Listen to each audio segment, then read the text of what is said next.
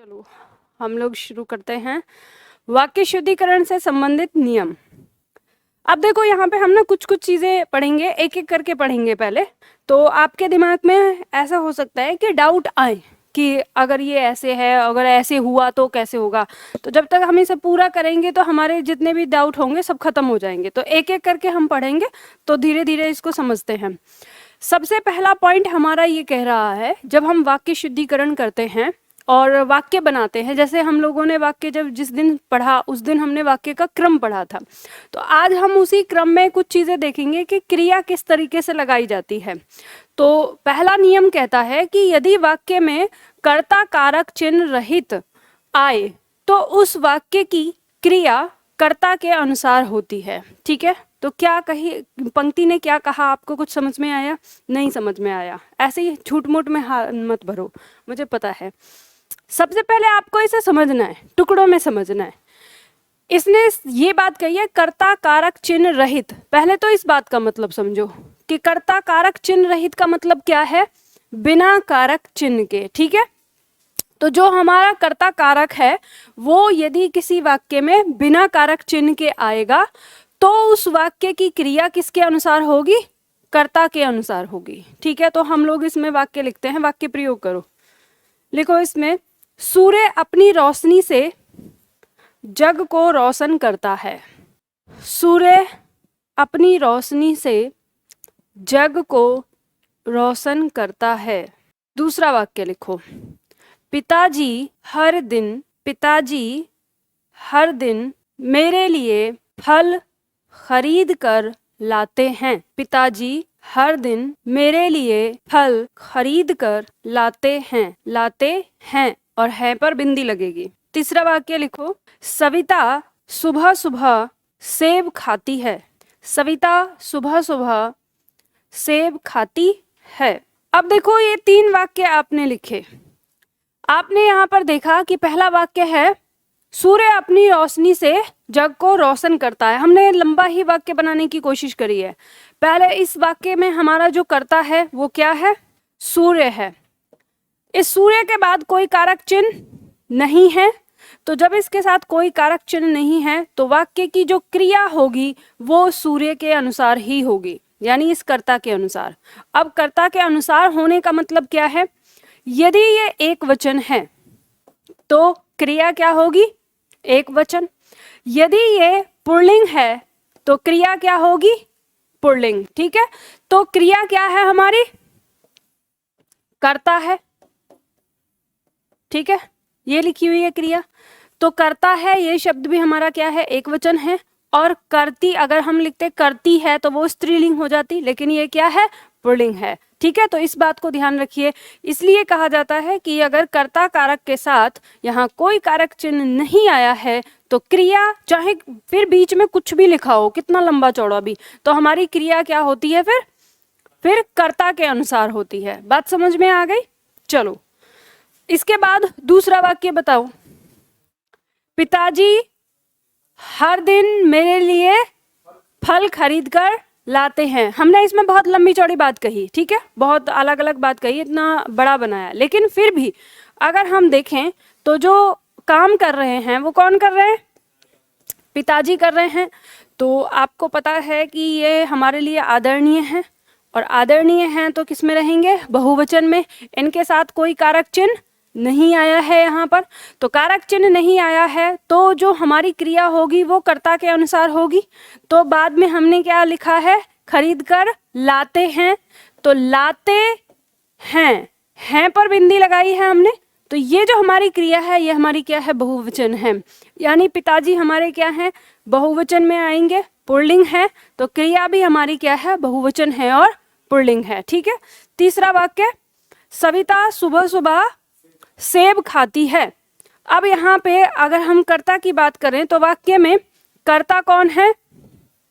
सविता है। सविता कौन है? एक वचन है। ठीक है, और लिंग कौन सा है? स्त्रीलिंग है।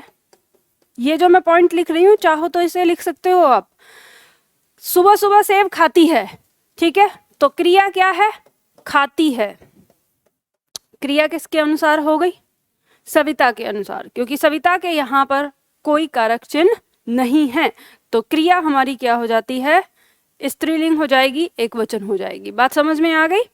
ठीक है, तो ये पॉइंट हमको समझ में आया। जैसे ही ये पॉइंट हमें समझ में आता है तो हमारे अंदर एक सवाल आता है कि यदि कारक चिन्ह आ जाए तो फिर क्या होगा। तो रूल नंबर 2, रूल नंबर 2 क्या कहता है उसको समझो। यदि वाक्य में कर्ता कारक चिन्ह के साथ, ठीक है, कर्ता कारक के साथ क्या आ रहा है, उसका कारक चिन्ह आ रहा है, और कर्म कारक चिन्ह रहित हो, यानी जो कर्म कारक है वो चिन्ह रहित होना चाहिए, बिना कारक चिन्ह के, तो ऐसी स्थिति में उस वाक्य की क्रिया कर्म के अनुसार होती है। ठीक है, किसके अनुसार होगी, कर्म के अनुसार। चलो उदाहरण देखते हैं। लिखो इसमें, दीपा ने सेब खाया। अब मान लो अगर इसको ऐसे भी लिखो आप, जो आपने अभी एक वाक्य लिखा था, सविता सुबह सुबह सेब खाती है, आप उसके साथ कारक चिन्ह लगा लो, सविता ने सुबह सुबह सेब खाया। अगर इस तरह से आप लिखते हैं वाक्य, हमने लिखा है दीपा ने सेब खाया, ये हमारा कर्ता, कर्ता के साथ यहाँ कारक चिन्ह आ गया। कारक चिन्ह जैसे ही आया और यहाँ पे जो हमारा कर्म है इसके साथ कोई कारक चिन्ह नहीं है, तो ये हमारी जो क्रिया है किसके अनुसार हो गई, कर्म के अनुसार। कर्म हमारा एक वचन पुल्लिंग, तो क्रिया भी हमारी एक वचन पुल्लिंग हो गई। ठीक है, तो खाने वाला तो अभी भी स्त्री ही है। ठीक, तो ये किस वजह, इसका प्रभाव किस वजह से पड़ा है, इससे पड़ा है, कारक चिन्ह के साथ। ठीक है, दूसरा वाक्य लिख लो। इसमें लिखो, अनुजा ने बहुत दिनों बाद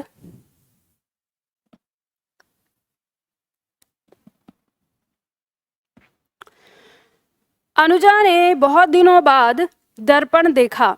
ऑनलाइन में एक छात्र पूछ रहे हैं कि पिताजी बहुवचन कैसे हैं। बेटा इसका मतलब साफ जाहिर है कि आपने हमारी पुरानी क्लासेस नहीं पढ़ी हैं, तो कृपया करके आप वचन वाली क्लास पढ़ लें। उसमें मैंने आपको बताया है कि जो हमारी उम्र से बड़े होते हैं, हमारे लिए आदरणीय होते हैं, महापुरुष होते हैं, उच्च पदों पर आसीन होते हैं, वैसे व्यक्तियों को हम हमेशा बहुवचन में रखते हैं। तो पिताजी हमारी उम्र से बड़े हैं, हमारे लिए आदरणीय हैं, इसलिए वो बहुवचन में आएंगे। ठीक है, क्या लिखा आप लोगों ने, अनुजा ने बहुत दिनों बाद दर्पण देखा। ठीक है, तो यहाँ पे अब हम देखें कि अनुजा स्त्रीलिंग है, लेकिन उसके साथ ने कारक चिन्ह आ गया है।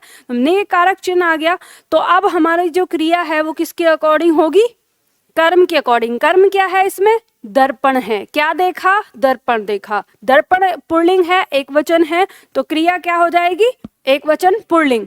अगर आपको लगे कि मैम बात कुछ हजम नहीं हो रही है, ऐसे कैसे हो सकता है, तो फिर आप अनुजा के पास से ने कारक चिन्ह हटाकर इस वाक्य को बना लीजिए। कोशिश करिए और उसके बाद देखिए कि आपकी क्रिया कैसे परिवर्तित होती है, बदल रही है क्रिया। आप ये कह सकते हैं कि अनुजा बहुत दिनों बाद दर्पण देखती है। लेकिन आप ये देखेंगे कि मैम वहां तो हमने कहा देखा, वो तो काम खत्म हो चुका है, और यहाँ पे तो रेगुलर में आ रहा है। तो इस बात को ध्यान रखिएगा कि कारक चिन्ह आपके काल के अनुसार ही आते हैं। जब हम सामान्य वर्तमान काल की बात करेंगे तो सामान्य वर्तमान काल में हमारा कारक चिन्ह नहीं आता कर्ता के साथ, और लेकिन जो हमारा भूतकाल होता है, भूतकाल में कारक चिन्ह अति आवश्यक होता है, तो वो इस वजह से आया है, तो वो काल का प्रभाव पड़ता ही है। पर हमें तो क्रिया चेक करनी है कि इससे इस पे फर्क पड़ता है या नहीं। जैसे मान लो इसको भी अगर हम चेंज करें, हमने कहा दीपा ने सेब खाया, और हम ये कहें कि दीपा सेब खाती है। ठीक है, तो तुरंत हमारी क्रिया किसके अनुसार हो जाएगी, कर्ता के अनुसार। तो अब आपको यहाँ पे समझ में आ चुका होगा कि इस तरह से प्रभाव पड़ेगा। अब दूसरा सवाल आपके दिमाग में आएगा कि अगर मैम इसके साथ भी कारक चिन्ह आ जाए तो फिर क्या प्रभाव पड़ेगा। तो फिर हम देखते हैं, फिर हमारा तीसरा नियम काम करता है, और तीसरा नियम हमें क्या बताता है वो देखते हैं। तीसरा नियम कहता है, यदि वाक्य में कर्ता और कर्म दोनों के साथ कारक चिन्ह आया हो तो वाक्य की क्रिया हमेशा एक वचन, पुल्लिंग और अन्य पुरुष की होगी। मतलब आप कुछ सोचना ही नहीं है आपको। अगर कर्ता के साथ भी और कर्म के साथ भी, दोनों के साथ कारक चिन्ह आ रहा है, आपकी क्रिया क्या होगी? एक वचन, पुल्लिंग होगी। ठीक है, वाक्य प्रयोग करो, इसमें लिखो। माँ ने बच्चे को सुलाया था।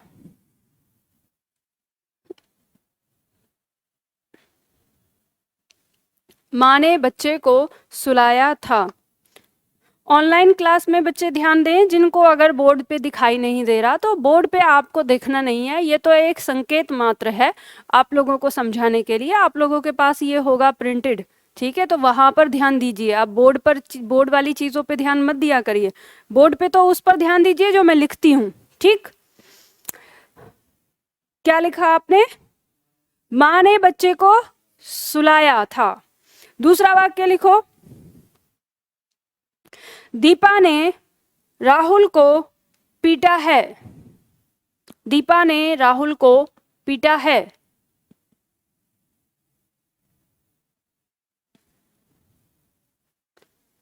दीपा ने राहुल को पीटा है। एक और वाक्य लिखिए। अंजलि ने अपनी सहेलियों को अंजलि ने अपनी सहेलियों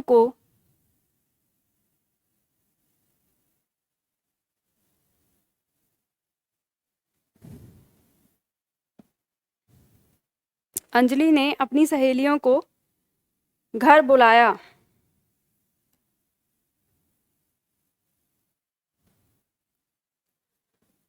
अंजलि ने अपनी सहेलियों को घर बुलाया। ठीक है, अब देखो तीनों वाक्य जो आपने लिखे, माँ ने बच्चे को सुलाया था, माँ के साथ ने कारक चिन्ह, बच्चे के साथ कारक चिन्ह, दोनों हो गए। इसके बाद हमारी जो क्रिया है सुलाया था, ये एक वचन पुल्लिंग हो गई। ठीक है, स्वतंत्र हो गई। दूसरे वाक्य में दीपा ने सोहन को पीटा है, तो इसमें दीपा के साथ भी सोहन के साथ भी, ना तो सोहन के लिए आया ना दीपा के लिए, क्रिया क्या हो गई? स्वतंत्र हो गई। और स्वतंत्र होके हमेशा क्या होती है? वो एक वचन पुल्लिंग में होती है। ठीक है, उसी तरह से अंजलि ने अपनी सहेलियों को, अब देखो यहाँ पे अंजलि एक वचन, सहेली यहाँ पे बहुवचन, उसके बावजूद भी हमारी जो क्रिया है वो क्या है? बुलाया, यानी एक वचन पुल्लिंग। तो बात समझ में आ गई। तीनों पॉइंट आपको अब ध्यान रखना है, चाहे कितना छोटा वाक्य क्यों ना हो, चाहे कितना लंबा चौड़ा वाक्य क्यों ना हो, हमें इस बात का ध्यान रखना है कि कारक चिन्ह से हमेशा उसकी क्रिया पर क्या पड़ता है? प्रभाव पड़ता है। ठीक है, ऑनलाइन क्लास वाले छात्र ध्यान दें। छात्र ने पूछा है कि फुल स्क्रीन नहीं होता है। देखो जब आप ये देखते हो ना, जो ऐसे दिख रहा है, इस पे आप टिक करेंगे, साइड में आपको ऐसे 4 चौकोर दिखाई देते हैं, ये बने हुए इस तरह से। जब आप इस पे टच करते हैं, आप उस पे जैसे ही इसको करेंगे ये फुल स्क्रीन हो जाता है। ठीक है, समझ गए? इस तरह से आप फुल स्क्रीन कर लीजिए। चलो इसके बाद आगे बढ़ते हैं। अब अगला पॉइंट नंबर 4। पॉइंट नंबर 4 समझिए। पॉइंट नंबर 4 कहता है, यदि वाक्य में 2 भिन्न लिंग के कर्ता, संयोजक शब्द और एवं तथा व रहित या सहित हों तो उस वाक्य की क्रिया बहुवचन एवं लिंग पुल्लिंग होता है। पंक्ति ने क्या कहा है इसको समझिए अच्छी तरह से। पंक्ति कह रही है, सबसे पहले ध्यान देना है, वाक्य में 2 भिन्न लिंग। अब 2 भिन्न लिंग के कर्ता का मतलब क्या है? एक स्त्रीलिंग और एक पुल्लिंग, क्योंकि हमारे पास 2 ही तो होते हैं। ठीक है, तो यानी एक स्त्रीलिंग और एक पुल्लिंग की बात कर रहा है। और वो कर्ता संयोजक शब्द हमारे कौन कौन से हैं? जब हमने समुच्चय बोधक पढ़ा था तो उसमें संयोजक शब्द पढ़े थे 4, और एवं तथा व। ठीक है, इनसे रहित हों या इनके सहित हों, या तो इनसे जुड़े हुए हों या इनसे न जुड़े हुए हों, दोनों ही स्थिति की बात कर रहा है। तो उस वाक्य की क्रिया बहुवचन होती है। ठीक है, कर्ता के अनुसार, और लिंग पुल्लिंग होगा। ठीक, वाक्य प्रयोग करो, इसमें लिखो। जैसे दोनों तरीके से हम लिखेंगे। हमने कहा राम सीता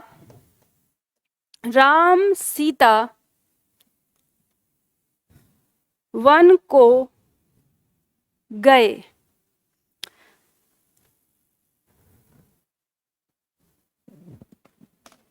राम सीता वन को गए, इसका शुद्ध रूप होता है राम सीता वन में गए। ठीक है, ये हमारी बोलचाल के लिए है, जो को शब्द दिया है तो हम बोलचाल में इसका प्रयोग करते हैं। शुद्ध रूप अगर आ जाए परीक्षा में तो क्या लगाएंगे, वन में गए। ठीक है, स्थान को दिखा रहा है तो के को कारक चिन्ह तो हमारा ऐसा दिखता है, तो स्थान को दिखा रहा है तो में कारक चिन्ह आएगा। तो अब यहाँ पर देखिए कि यहाँ राम और सीता ये संयोजक शब्द से रहित है, योजक चिन्ह से जुड़ा हुआ है तो इसमें नहीं आया। लेकिन लास्ट में हमारी क्रिया क्या है, गए, जो क्या है, बहुवचन है और पुल्लिंग है। ठीक है, दूसरा वाक्य लिखो, माता और पिता बाजार गए हैं। माता और पिता बाजार गए हैं।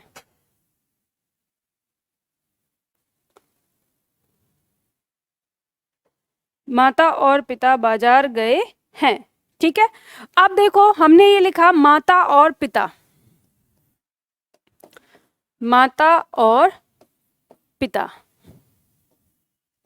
यहाँ पे हमने संयोजक शब्द लगाया है। ठीक है, तो पंक्ति जो कह रही है रहित और सहित, और इसके आगे स्टार लगा दो, परीक्षा में यहाँ से प्रश्न आता है, इसके साथ आपको पूछ लिया जाएगा।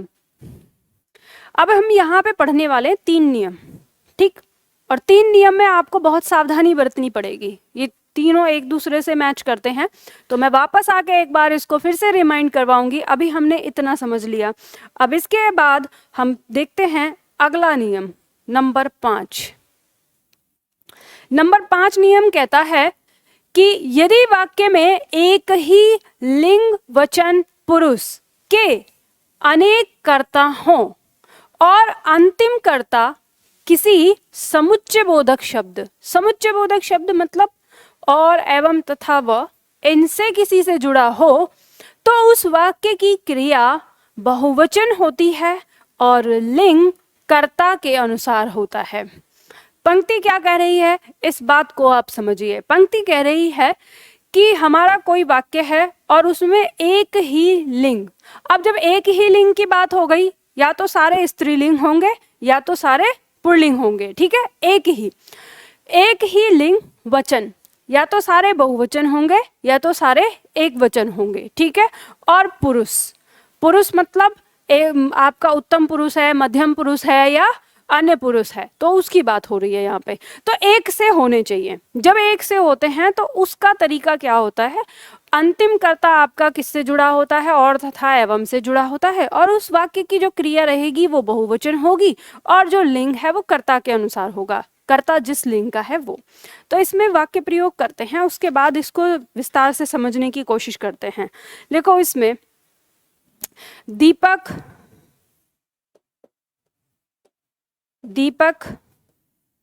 राजू और विजय स्कूल जा रहे हैं। स्कूल जा रहे हैं।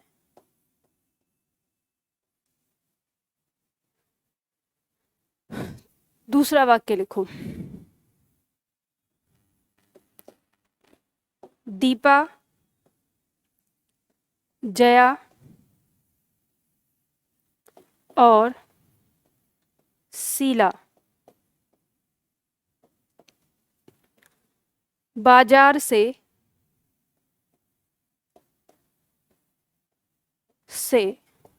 आ रही हैं। आ रही हैं।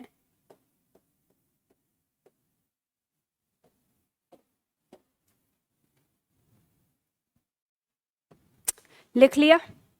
अब देखो ध्यान दो, पंक्ति ने हमसे क्या कहा था, पंक्ति ने कहा था कि एक ही लिंग वचन पुरुष के अनेक कर्ता। तो यहाँ पे हमारे दीपक एक वचन पुल्लिंग, राजू एक वचन पुल्लिंग और विजय एक वचन पुल्लिंग, और तीनों ही क्या हैं, अन्य पुरुष हैं। ठीक है, तो ये एक से हैं तो ये हमारे हो गए अनेक कर्ता। जब ये अनेक कर्ता हो गए तो इनका जब इनको हम वाक्य प्रयोग इनकी क्रिया लेके आते हैं तो आपको पता है कि कर्ता तो 3 हो गए ना, 3 हो गए तो बहुवचन में तो क्रिया ऐसे ही आ जाएगी। तो क्रिया पहले हो गई बहुवचन। अब बहुवचन हो गई, उसके बाद स्त्रीलिंग होगी या पुल्लिंग, ये डिसाइड करेगा ये कर्ता। कर्ता क्या है? पुल्लिंग का है। तो फिर क्रिया हमारी क्या हो गई? पुल्लिंग हो गई। तो बहुवचन तो वो पहले से ही है क्योंकि अनेक कर्ता आ गए, और फिर हमारी क्रिया क्या हो गई? पुल्लिंग हो गई। दीपा, जया और शीला, 3 यहाँ पे हमारे कर्ता हो गए, लेकिन है क्या? स्त्रीलिंग है। तो अब हमारी जो क्रिया है वो क्या हो जाएगी? बहुवचन स्त्रीलिंग हो जाएगी। यही बात इसने हमको यहाँ पर समझाई है। बात समझ में आ गई? ठीक है, चलो अब आगे बढ़ते हैं। नंबर 6 पॉइंट लेते हैं। अब इसमें दूसरा रूप इसका आएगा इसी प्रश्न का। यदि वाक्य में भिन्न लिंग वचन पुरुष, अभी तो थे एक, ठीक है, समान, अब है भिन्न। यदि वाक्य में भिन्न लिंग वचन पुरुष के अनेक कर्ता हों और अंतिम कर्ता किसी समुच्चय बोधक और तथा एवं से जुड़ा हुआ हो तो उस वाक्य की क्रिया तो बहुवचन होगी, क्योंकि अनेक कर्ता हो गए तो क्रिया क्या हो जाएगी? बहुवचन। लेकिन जो लिंग है वो अंतिम कर्ता के अनुसार हो जाएगा, और इस पर भी स्टार डाल दो। ये भी आपके परीक्षा में यहाँ से लगभग हर बार प्रश्न आता है, तो इस पर ध्यान देना है। वाक्य प्रयोग करो, इसमें लिखो, एक पुरुष 2 बच्चे, एक पुरुष 2 बच्चे और 3 महिलाएं, और 3 महिलाएं सड़क पर चली जा रही हैं, सड़क पर चली जा रही हैं, रही हैं बिंदी आएगा दोनों पर, ठीक है। तो देखो, एक पुरुष 2 बच्चे और 3 महिलाएं, स्त्रीलिंग पुल्लिंग, ठीक है, एक वचन बहुवचन, तीनों तरह के कर्ता हैं हमारे पास। तो और के बाद लास्ट में है हमारा स्त्रीलिंग, तो स्त्रीलिंग है इसलिए लास्ट में जो हमारा कर्ता होगा वो क्या होगा? स्त्रीलिंग होगा।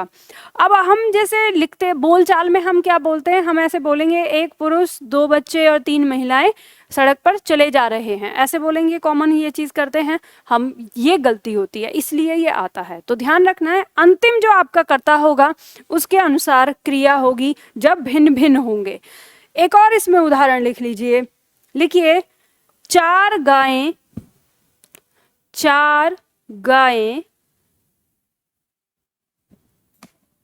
देखो शब्द है आपका गाय, इसका बहुवचन बनाएंगे तो कैसे बनाएंगे? इसका बहुवचन बनाने के लिए इसको लगाएंगे अंतिम अ को हटाकर, तो यहाँ पे इस पे अ है, जब अ हटा के इसको जोड़ेंगे तो आपको पता है ना ये क्या हो जाएगा? ये। जब भी कभी किसी शब्द में आपको परेशानी हो अपने रूल को याद रखिए, ठीक है। तो जो रूल मैंने आपको पढ़ाए हैं उन्हें कभी नहीं भूलना है, वो इसलिए पढ़ाए गए हैं। दुनिया का कोई सा भी शब्द हो, हिंदी में जब आप वचन बनाएंगे बस वो नियम जो आपको दिए हैं उनको याद रखिए और लगा दीजिए, आपका शब्द भी गलत नहीं हो सकता, ठीक है। चलो, तो क्या लिखा आपने? 4 गायें, कॉमा 3 बकरियां। अब ये बकरी से बकरियां बनेगा, र के ऊपर छोटी की मात्रा हो जाएगी और यहां लगेगा 3 बकरियां और 1 घोड़ा। 4 गायें, 3 बकरियां और 1 घोड़ा मैदान में चर रहे हैं, चर रहे हैं, मैदान में चर रहे हैं, चरना, ठीक है, चर, चर रहे हैं। क्या दिक्कत कुछ? अच्छा,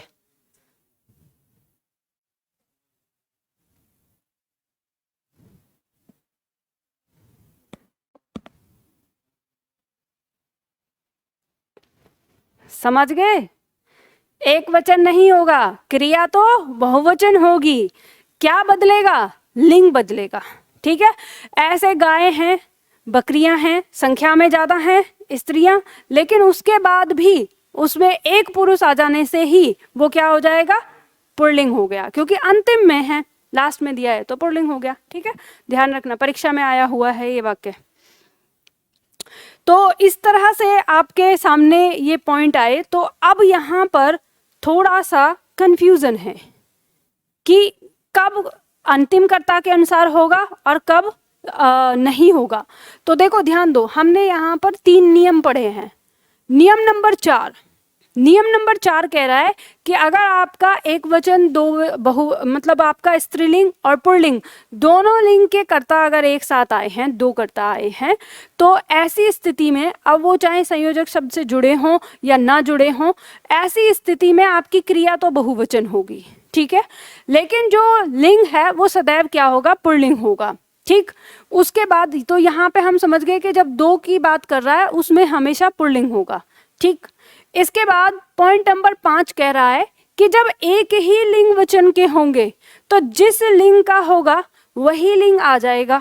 अगर स्त्रीलिंग है तो स्त्रीलिंग, पुल्लिंग है तो पुल्लिंग, इसमें कोई डिफरेंट तो है ही नहीं, एक ही जैसा है। लेकिन जो क्रिया है वो बहुवचन है, क्योंकि अनेक कर्ता आने ही हैं। जब अनेक कर्ता आने हैं तो ये बहुवचन होगा। ठीक, और नंबर 6 ये कहता है कि इसमें भिन्न लिंग वचन के, मतलब स्त्रीलिंग भी होंगे, पुल्लिंग भी होंगे, एक वचन भी होगा, बहुवचन भी होगा, वो सारे चीज होने के बाद में उसकी क्रिया बहुवचन तो होगी, क्योंकि अनेक कर्ता हो गए तो क्रिया तो बहुवचन में जाएगी जाएगी। अब जो उसका लिंग है वो अंतिम कर्ता के अनुसार होगा, जो और तथा एवं के बाद लगा हुआ है उसके अनुसार ही हो जाएगा। बस इतना अंतर है इनमें। ठीक है, तो इस तरह से याद रखना, 4, 5, 6 तीनों ही इंपॉर्टेंट हैं। अब इसके बाद पॉइंट नंबर 7 आता है।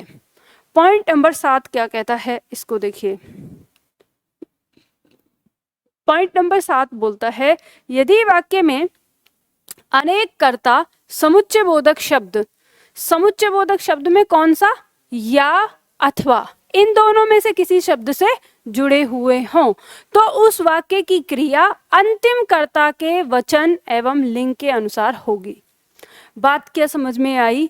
या और अथवा, ये दोनों शब्द जो हैं या तो इसे दिखाएंगे या तो इसे, या तो इसे या तो इसे। ठीक है, दोनों से जुड़े हुए हैं। तो जब भी क्रिया आपकी आएगी तो इसके अनुसार होगी सारा सेंटेंस, ये जो लास्ट में होगा इसके अनुसार वाक्य प्रयोग करो। इसमें देखो, जया अथवा रानी, जया अथवा रानी इस नृत्य को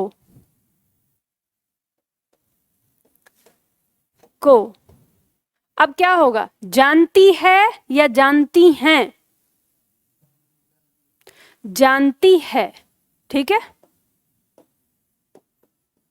क्यों हमने लिखा एक वचन? तो इसलिए लिखा, हमें लग रहा होगा कि जया और रानी, हम बोलचाल में ऐसे ही बोलते हैं, जया अथवा रानी इस नृत्य को जानती हैं, ऐसे हम बोलचाल में बोल देते हैं, लेकिन वो गलत होता है। क्यों गलत होता है? या तो जया या तो रानी। यहाँ पे जो इसका कहने का मतलब है, या तो जया जानती है या तो रानी जानती है। तो इसलिए अथवा के बाद यहाँ जो कुछ लिखा होगा उसके अनुसार ही आपको क्रिया लगानी है, और इसमें टेंशन वाली बात नहीं है। ठीक है, एक और वाक्य लिख लो। इसमें लिखो, कुशल अथवा विजय यहाँ नहीं रहता। कुशल अथवा विजय यहाँ नहीं रहता। कुशल अथवा विजय यहाँ नहीं रहता। ठीक है, तो यहाँ पे भी हमारा क्या आ गया? हम ऐसे नहीं लगाएंगे कि कुशल अथवा विजय यहाँ नहीं रहते, तो यहाँ नहीं रहता, इस तरह से हमको लगाना है। ठीक है।